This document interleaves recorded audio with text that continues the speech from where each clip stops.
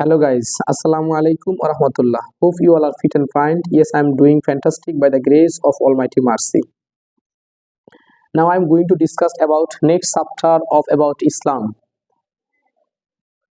Iman bilar ortho.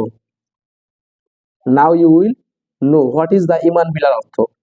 Okay, please stay with me.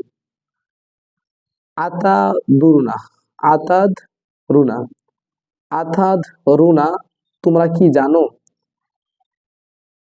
Kalu এক বচন, কালা তারা বলল, আলামু বেশি জানা, আকামু কায়েম ধাতু হতে প্রতিষ্ঠা করা, ইতা ইতায়ু ইতায়ু আদায় করা।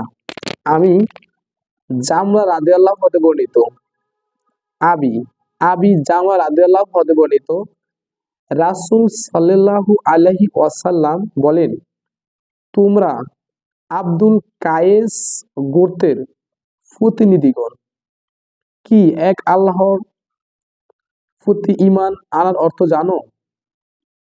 তারা বলল, আল্লাহ এবং রাসূলই ভালো জানেন।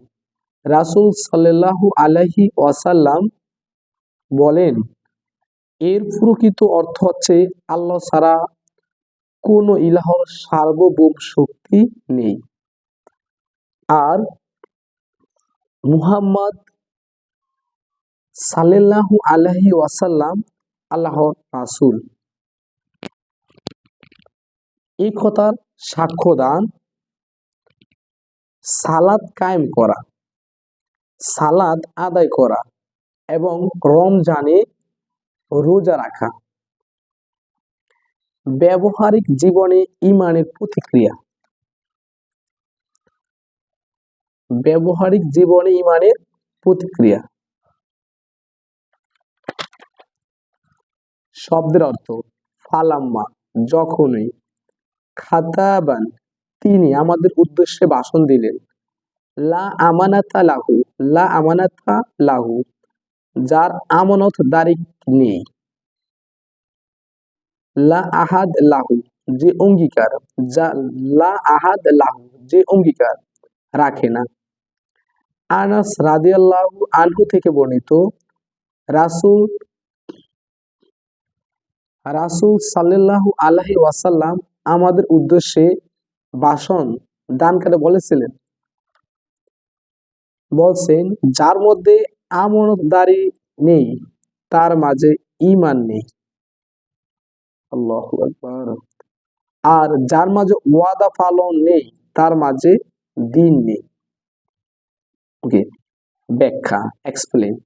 রাসূল সাল্লাল্লাহু আলাইহি ওয়াসাল্লাম এই কথার অর্থ ও তাৎপর্য এই যে, ব্যক্তি আল্লাহ তার বান্দার অধিকার আদায় পরায়ণ করে না, তার ঈমান সবলতা ও দৃঢ়তা নেই, তার ঈমান দুর্বল। যে ব্যক্তি কথা দিয়ে কথা রাখে না এবং ওয়াদা করে তা পালন করে না, সে তাকওয়া নিয়ামত থেকে বঞ্চিত, সে তাকওয়া নিয়ামত থেকে বঞ্চিত। যার অন্তরে ঈমান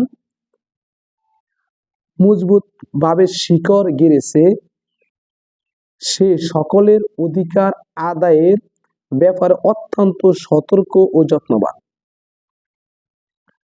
সে কারণে হক আত্মসাৎ করতে পারে না, সে কারো হক আত্মসাৎ করতে পারে না। যার অন্তরে দ্বীনদারি আছে, সে শক্তাপন্ন অবস্থায় ওয়াদা পালন করে থাকে। স্মরণ রাখতে হবে, সকল অধিকারের মধ্যে সবচেয়ে বড় অধিকার হলো আল্লাহ তার রাসূলের ও তার প্রেরিত কিতাবের। আর সবচেয়ে গুরুত্বপূর্ণ ও বড় ওয়াদা হলো ওই ওয়াদা যা আল্লাহর সাথে, রাসূলের সাথে ও তার নিয়ে আসা দিনের সাথে করা হয়। চরিত্র গঠনে ঈমানের প্রভাব। Okay, it will have our next video. Thank you for watching the video. Please Please kindly, please brother, accept my humble request. Please follow my or my please follow my YouTube channel. Please subscribe. Please like and comment.